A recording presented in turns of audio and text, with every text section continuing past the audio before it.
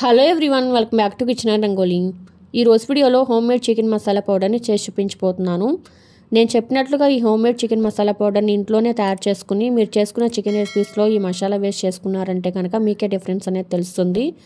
Taste అయినా texture అయినా అచ్చం రెస్టారెంట్లో తిన్నట్టుగానే ఉంటుంది. మంచి అరోమేటిక్గా చాలా బాగుంటాయి కర్రీస్ కూడా. ఇంకా లేట్ చేయకుండా ఈ హోమ్మేడ్ చికెన్ మసాలా పౌడర్ని ఎలా చేసుకోవాలనేది ఇప్పుడు ఈ వీడియోలో చూసేయండి. మరి దీనికి ముందుగా ఇక్కడ స్టవ్ వెలిగించి ఒక ప్యాన్ పెట్టుకుని దాంట్లో ఒక 3 టేబుల్ స్పూన్స్ వరకు దాల్చిన చెక్క వేసుకోండి.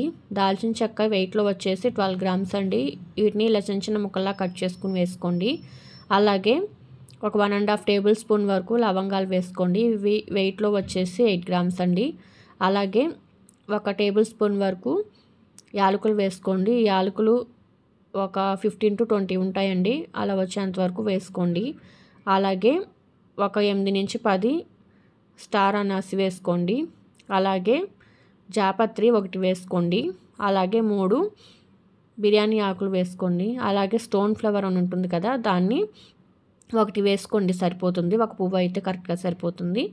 అలాగే సోంపు ఒక టేబుల్ స్పూన్ వరకు వేసుకోండి. అలాగే ఒక టేబుల్ స్పూన్ వరకు జీలకర్ర వేసుకోండి.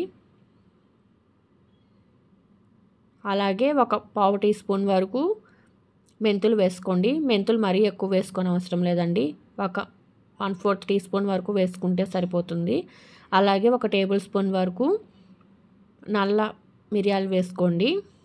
నల్ల మిరియాలు కూడా వేసేసుకొని ఇవన్నీ మనం వేసుకున్న దినుసులన్నీ లో ఫ్లేమ్లో 2 to 3 మినిట్స్ పాటు డ్రై రోస్ట్ చేసుకోవాలండి. ఇవి దినుసులు అనేవి మాడిపోకుండా ఒక 2 to 3 మినిట్స్ పాటు లో ఫ్లేమ్లోనే ఫ్రై చేసుకోండి. మధ్య మధ్యలో ఇలా మిక్స్ చేసుకుంటూ ఫ్రై చేసుకోండి. దీంట్లోనే సొంటి ఉంటుంది కదా, దాన్ని ఒక 1/2 ఇంచ్ వరకు తీసుకుని ఇలా కొంచెం క్రష్ చేసుకుని వేసుకోండి. వేసేసి ఇవన్నీ లో ఫ్లేమ్లో ఒక 2-3 నిమిషాల పాటు ఫ్రై చేసుకున్న తర్వాత వీటిని వేరొక ప్లేట్లోకి ట్రాన్స్ఫర్ చేసుకుని వీటిని కొంచెం చల్లారనివ్వండి. ఇలా ట్రాన్స్ఫర్ చేసేసుకున్న తర్వాత ఇదే ప్యాన్లో ఒక 100 గ్రామ్స్ వరకు ధనియాలు వేసుకోండి. ధనియాలు వేసుకుని ధనియాలని ఒక 2-3 నిమిషాల పాటు లో ఫ్లేమ్లో కొంచెం ఇవి క్రిస్పీగా అయ్యేంత వరకు ఫ్రై చేసుకోండి. దీంట్లోనే ఒక 2 రెమ్మలు కరివేపాకు వేసుకోండి. కరివేపాకు అనేది బాగా కడిగి తుడిచి కొంచెం డ్రైగా ఉన్నది వేసుకోండి, తడేమీ లేకుండా.